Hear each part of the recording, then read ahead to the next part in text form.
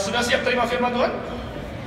Yang melayani kita seperti saya katakan adalah Pastor Johan Mogi dari Gilgal, GB Gilgal, dan GB Gilgal gereja yang dipakai Tuhan dengan luar biasa sedang bertumbuh dengan luar biasa di gedung mereka yang baru di Pantai Indah Kapuk. Saya sendiri kenal banyak orang yang menjadi jemaat di sana.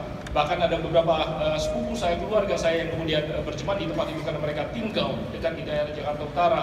Dan ada begitu banyak orang yang tadinya tidak ke gereja, yang non-Christian, kemudian mengenal Tuhan, mereka ikut kelas dibaptis dan bertumbuh di tempat ini. Dan ada yang pernah tanya sama saya, kenapa John Mogi diundang di JPCC?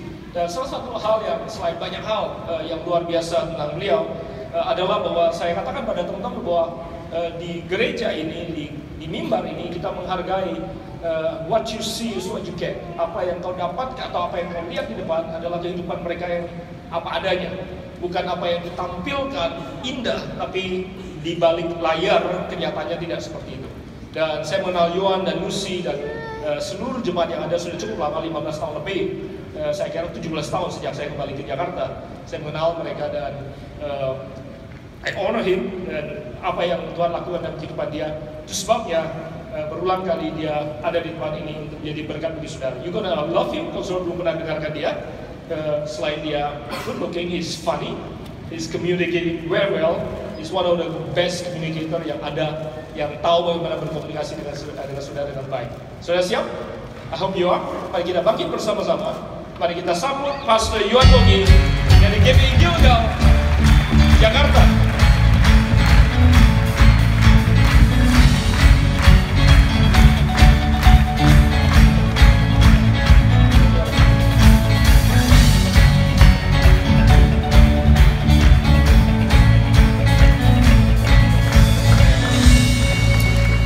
Tadi yang kebaktian 1-2 nggak ada musik ya.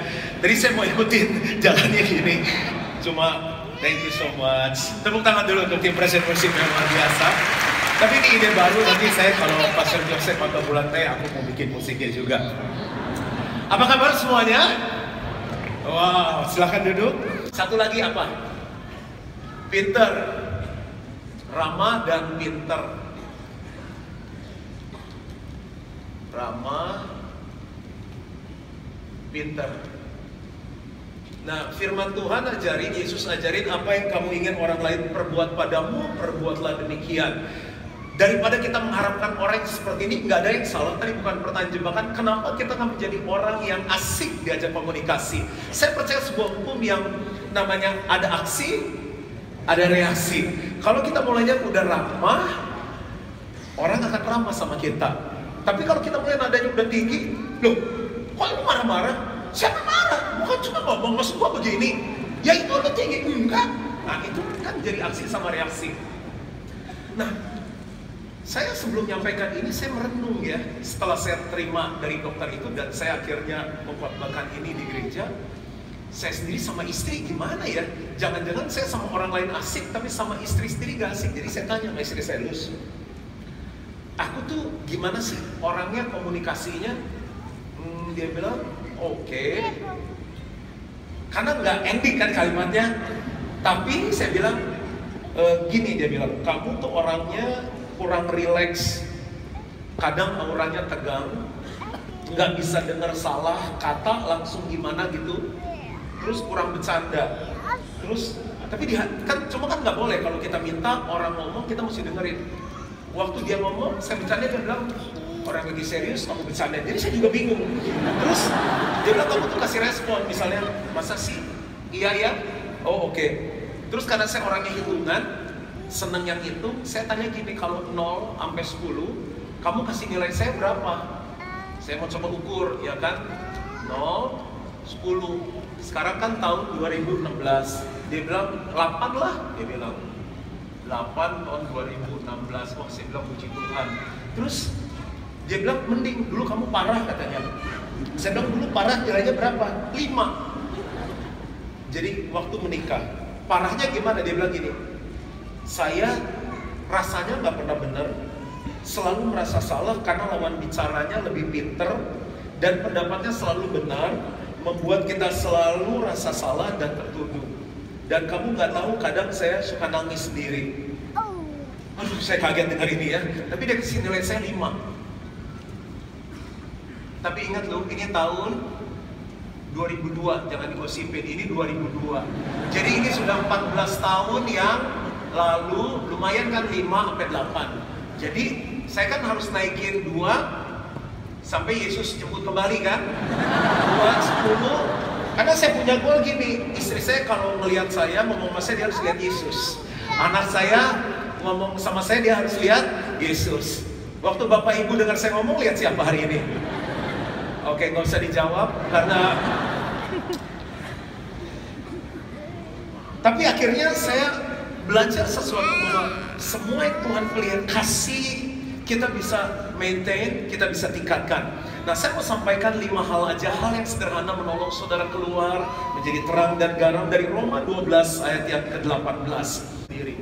Teman saya bilang gini, lu di atas sana sendiri, istri lu di bawah, mendingan lu pelan-pelan tapi sama-sama, karena teman dia ngomong dulu. Jadi udah saya niat setiap tahun saya pagerin, ini libur sekolah, ini libur lebaran, ini libur Natal, karena itu saat-saat saya bisa jemaat libur, saya juga bisa ambil libur. Lalu hari ulang tahun, kan dulu saya pernah cerita miss kan, aduh istri saya ulang tahun, anniversary lupa, sekarang saya enggak, udah dipagerin. Nah, malam ini kan saya nanti langsung ke airport, ke apa tuh, Orange Conference. Ini teman-teman bilang, Alfi bilang bagus, Kenny bilang bagus, Iksan bilang bagus, yuk harus pergi katanya. Ya udah, saya pergi. Terus saya waktu lihat tanggalnya 27, 29 April. Nah, aku kan ulang tahun 27 April, makasih. Nah, oh belum ucapin selamat ya nak. Jadi saya pikir kan, ini kan ulang tahun gua kan, saya nggak melanggar perjanjian dong. Nah, biar aman di awal tahun tuh saya kasih istri saya. Terus dia lihat gini ya, loh, ini kok 27 April nggak di Jakarta, di Amerika? Iya, saya bilang saya ada Orange Conference, saya bilang gitu. Kan ini ulang tahun kamu. Iya, saya bilang, itu ulang tahun saya. Ya kenapa di Amerika? Kan saya ulang tahun. Iya, tapi kan suaminya saya, papanya anak-anak. Ya, nggak apa-apa, saya bilang, saya aja sama Owen makan, sama Evelyn makan. Dia bilang, anak kamu tuh nyiapin kartu. Dia tuh nyiapin surprise. Karena papanya saya gitu pengen. Ya nanti aja pulangnya kasih, bagi saya nggak masalah. Mau ulang tahun gimana gitu kan? Enggak dong, kan kita udah sepakat hari-hari penting, udah janji kita pagerin sebisa mungkin. Ini kan kamu atur dari jauh. Oh ya udah, saya salah, saya minta maaf. Oh ternyata saya tetap melanggar apa yang kita buat. Saya nggak bisa dipercaya. Ya tentu kalau ada yang insiden penting ya apa boleh buat, tapi ini kan bisa di skip. Jadi akhirnya saya ngerti begini, saya itu perlu membangun trust dari istri dan anak-anak saya. Di gereja mereka harus trust sama saya. Bisnis partner kenapa split? Karena salah satunya nggak bisa trust each other. Ini yang pertama. Coba tanya kiri kanannya, aku bisa dipercaya nggak? Coba tanya. Aman, ya kan? insecure. Orang semua pengen aman, naik pesawat yang aman, ambil asuransi supaya aman. Tahu nggak kenapa orang tuh males ngomong sama kita, nggak pengen ngomong sama kita, nggak terbuka sama kita karena nggak aman. Ada dua hal yang orang takut dalam hidup. Yang pertama takut mati, yang kedua takut tertolak. Siapa yang di sini duduk siang ini udah terima Tuhan Yesus jadi juru selamat dan Tuhan? Kalau angkat tangannya. Dan yang udah terima Tuhan Yesus yang kalau mati yakin pasti masuk surga. Nah, kalau yang udah yakin masuk surga, siapa yang pengen mati buru-buru? Kan nggak ada angkat tangan kan? Ada ketakutan kita mati. Lo pendeta pesawat gue aja bahasa musik dalam nama Yesus. Malah dia pendeta. Ada tetap takut mati. Dan yang kedua takut tertolak. Takut tertolak loh orang. Makanya orang kalau ke pesta malah nanya siapa aja yang datang. Terus dress code-nya apa? Kebaya. Dan temennya tuh asal ngomong aja nggak lihat undangan kan. Dia udah beli kebaya, dinaikin 10 cm, kan rapat jalannya ya. Terus begitu naik mobil, nyampe depan pintu, loh kok pernah pakai gaun? Mas, putar mas, kenapa? Pernah pakai gaun, salah kostum. Tahu nggak waktu dia turun ya, Ibu Kartini itu rasanya udah pengen gantung diri. Nah kalau mobil ke pestanya itu kan pakai baju. Itu namanya apa? Rasa tertolak. Makanya jadilah orang itu tempat yang aman. Saya senang banget di sini karena waktu kita mau naik diperkenalkan, diajak berdiri, disambut. Jadi akhirnya percaya diri, aman. Saya khotbah ya, saya nggak tahu selesai ini saya disambut atau disambit, tapi dia sudah disambut. Terus tadi pergi kebaktian kedua tuh saya ngomong apa? That's good, amen, yes, correct, true, gitu kan? Sampai saya agak lupa kok banyak. That's good, that's real. Itu kita kok jadi semangat. Makanya agak telat sedikit tadi yang kedua. Kalau yang ketiga mungkin lebih pendiam ya jemaatnya. Okay. Itu dari rasa aman, loh, berarti ngerti. Kalau nangan-nangan diam kan saya juga bingung ngerti atau enggak. Nah, jadi kita mesti belajar menyimpan rahasia. Dia bilang gini, gua ini sebetulnya ya gimana kehidupan saya tuh gak bahagia sama suami. Saya gak pernah merasa kepuasan dalam rumah tangga. Cerita kan ceritanya ya. Tapi ini gue malu aja gue ya. Kita ngomong-ngomong. Terus sudah selesai lebaran, habis gereja ngafe kan. Udah gak ada bahan apa ya. Tapi emang dunia ini udah edan ya. Masa sih? Iya, pekerja sendiri, keluarga gak bahagia. Gue baru aja konseling. Masa sih? Iya, tapi itu ini buat dukung doa aja ya. Ya akhirnya semua dukung doa, pesan berantai. Gak menghakimi, gak mengkritik, gak meremehkan. Seringkali pandangan mata kita kan udah begitu kan udah tahu. Temennya kan buat tas baru kan ya. Kan bangga dong kita kan kalau pakai baru kan rasanya bangga ya. Terus yang merek H itu, haleluya. Terus bisik-bisik kan. Orang kan bisa tas baru tasnya baru kan gitu dong. Jadi itu aman. Kayaknya sih kawin dua.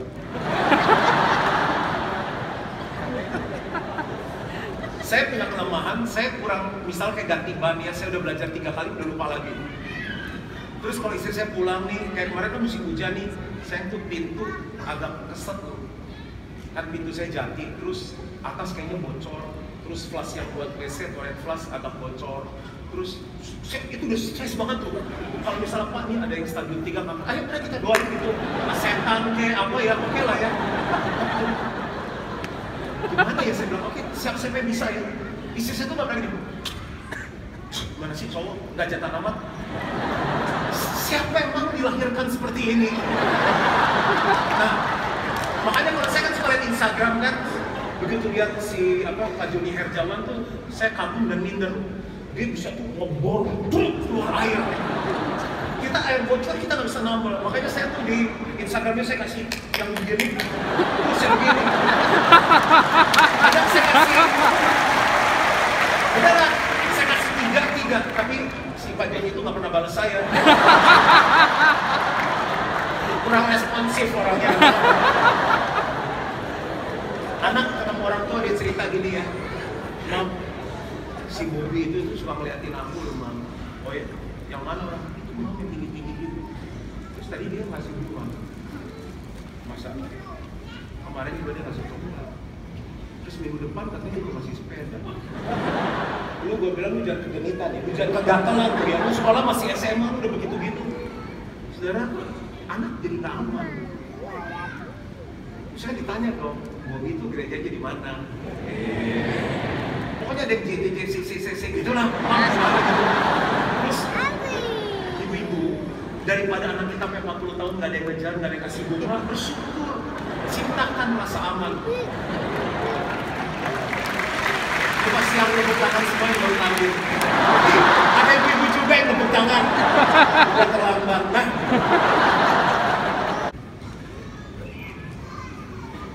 Nah, saudara, ada orang yang dihormati karena jabatan, karena memang dia punya uang, dia gembala, dia orang pentingnya, wajar lah dia menerima penghormatan. Tapi lebih enak nggak sih kalau orang menghormati kita naturally karena mereka sayang, mereka tuh suka sama kita. Satu saat saya diundang makan di sebuah meja, bulat gitu ya, terus ada anak muda.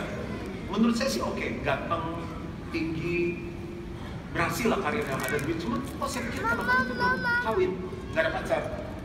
Saya tanya, kok kamu belum ada jodoh? Saya bilang, ya belum lah. Dia bilang, terus kamu tuh mau cari yang gimana? Dia cerita, kalau suruh pilih, saya bilang mau cari yang baik atau cantik.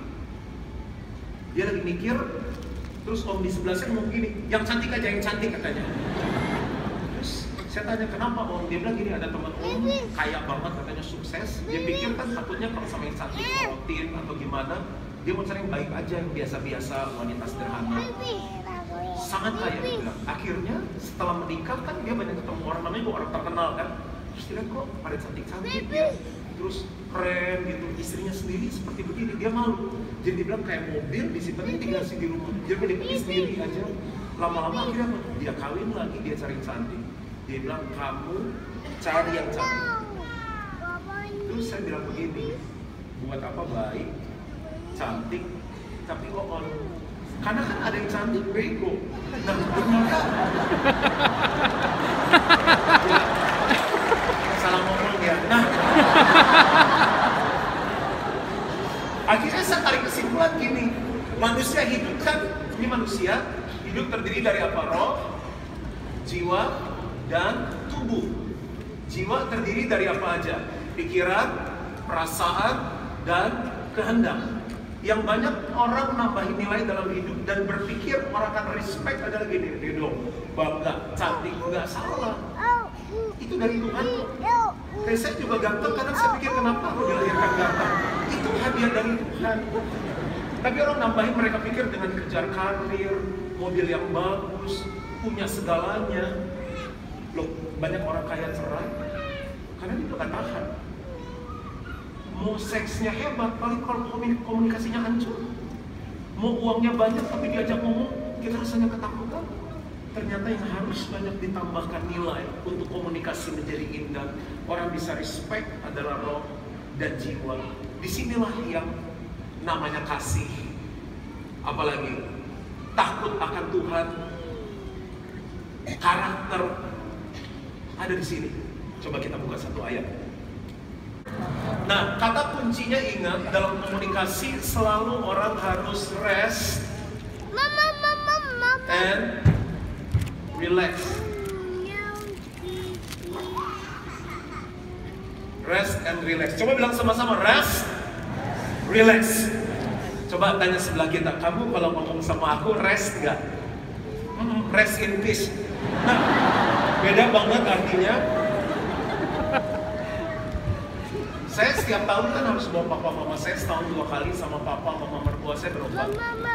Dokter jantung, dokter tulang, dokter saraf, dokter gula, dokter mata. Udah kita tur deh selama 5 hari. Papa mama saya dan papa mama saya tuh punya masalah di mata karena udah 74 tahun, katarak, glaukoma. Nah, mama saya tuh buram di sebelah matanya. Jadi setelah berobat, kan saya tanya dong dokter mana yang bagus, yang oke, karena masalahnya serius. Setelah dikenalin, udah periksa, terus begini. Ini nggak bagus tuh, ini bisa buta. Kamu pakai obat tetes mata nggak?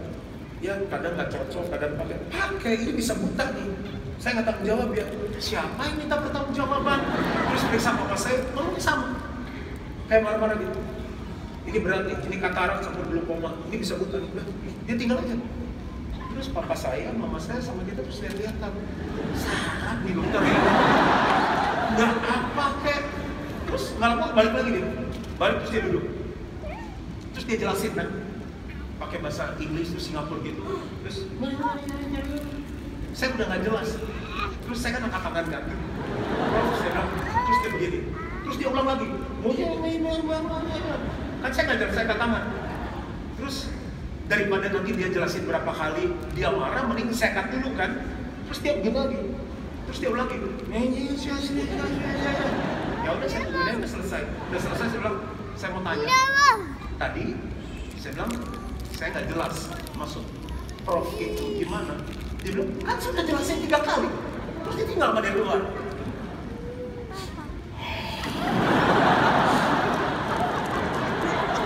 Saya pengen cawa kemana ke profesor. Sampai saya pendeta kan. Gue nggak bego-bego amat nanti bahasa tapi dia ngomongnya nggak jelas. Saya telepon istri saya, Lus, ini dokter masa gini-gini sama si papa tuh, mama mau bunuh. Dia bunuh orang tua kan. Kata mama kenapa katanya. Udah mama tenang, saya mau coba cari dokter lain. Booking dokter lain. 2 hari kemudian baru dapat kita ke dokter itu. Ada apa? Dia bilang bisa bantu. Ya saya bilang mama saya begini, papa saya begini. Oh ya udah cek aja dulu, kamu keluar nanti ada hasil balik. Sama. Main game, disurutkan 1, 2, 3, udah selesai, bawa.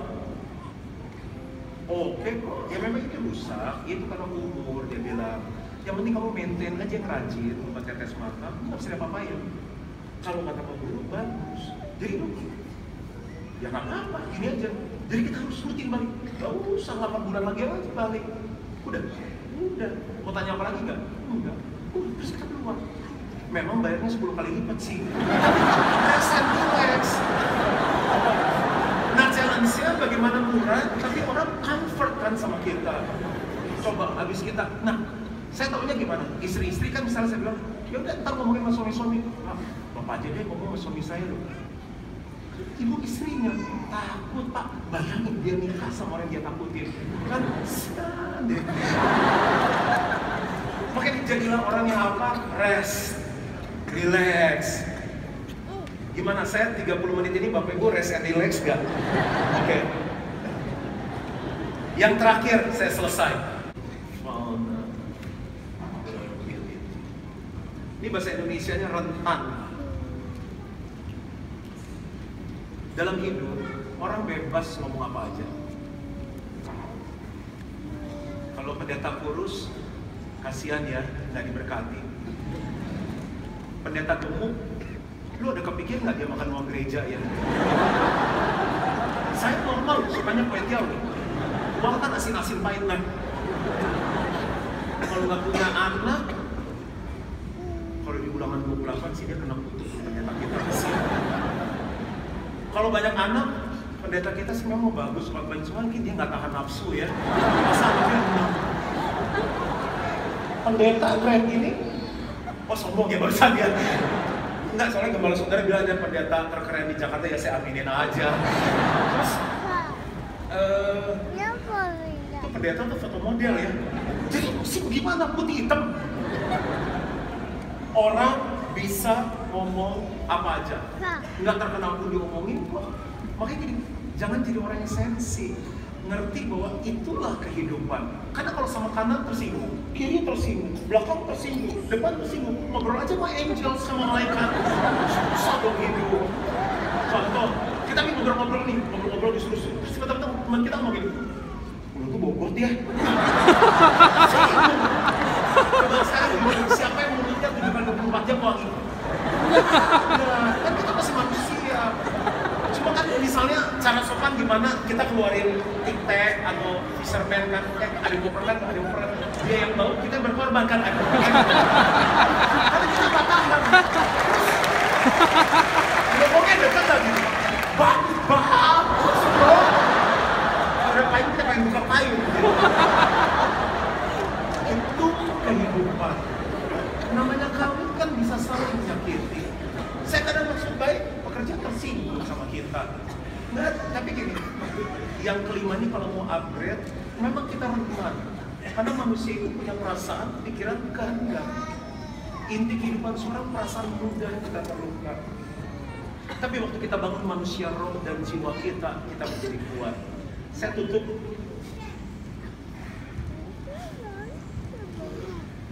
Cewek cantik mana enggak? Pengalaman saya dulu waktu fitness, ini saya loh ya, jangan disamain. Kan kita waktu treadmill gitu terus ada cewek cakep, terus kan di depan kita kan itu kalau sepeda ada kaca atau kita apa kan terus wah gitu kan. Terus juga pakai baju-baju senamnya sekarang. Kalau dulu zamannya mama saya itu kan yang begini terus ada rok yang sekarang bisa set memang kayak mau tunggak kemana-mana. Konsentrasi kan olahraganya. Terus nyamperin kerja apa, terus saya harus cerita sama siapa. Saya cerita sama istri saya dong. Tapi yang saya senang dari istri saya gini, dia kasih saya rasa aman. Dan dia nggak ngomong kata-kata tuh yang membuat saya terluka. Ya dia bilang gini deh, saya doain kamu ya kalau kamu nggak tahan, kamu pindah aja. Benar, saya pindah ke fitness dekat rumah saya tuh, ya ape-ape 55 tahun. Terus dia senang juga sih ya. Terus TV-nya kecil, saya lagi gini ya, mana remote-nya? Udah, jadi saya ikutin si Ape yang nonton. Lama-lama udah saya makan aja di kantor gereja lebih aman. Jadi dia kasih saya rasa aman dan dia juga memberikan kata-kata yang nggak membuat saya terluka. Contoh lagi, pendeta tuh nggak selalu pikirannya tuh Rasul Yohanes lagi naik Uber, Petrus lagi mancing ikan, enggak. Kadang-kadang tuh keluar pemikiran, itu kita sebut fantasi. Nah kan kita jadi mesti terbuka sama istri. Istri lagi, lu aja kegenitan, enggak gitu. Ini saya doain buat kamu, didoain. Itu tuh perlu latihan dari pertama kali kita menikah, jatuh bangun dalam hal ini. Lagi cerita yang terakhir. Saya layani suami istri. Saya bilang masalahnya apa? Suaminya bilang begini. Kan ini istri saya kan keluarga besar. Dia bilang gini, adik saya kecil tuh mau menikah. Ya dia perlu biaya. Ya udah saya bantu kan, anggap adik saya sendiri. Terus dia bilang ini keponakan saya mau kuliah. Ya udah bantu kuliah. Jadi pas itu banyak bantu keluarga dia. Saya nggak masalah itu saya ke keluarga saya. Tapi saya berpikir lama-lama kan saya tambah tua. Kalau kita ya misalnya dipanggil Tuhan, kan anak kita kan bisa beban ini dan orang itu kasihan. Karena kita nggak ngajarin dia punya asuransi, kita beliin premi nggak apa, kasih dia sebuah apa puteran, bisnisnya bisa lebih maju, nabung, ajarin reksadana. Terus saya ngomong sama istri saya. Terus istri saya jawab begini.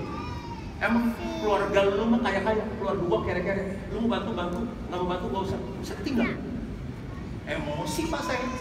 Terus suaminya maksudnya baik, tapi kata vulnerability, dia nggak siap banget untuk sesuatu yang baik. Dan akhirnya saya damaikan, ngerti. Akhirnya keluarganya ini saudara, malah akhirnya nggak hanya dikasih ikan, dikasih pancing, dikasih kolam.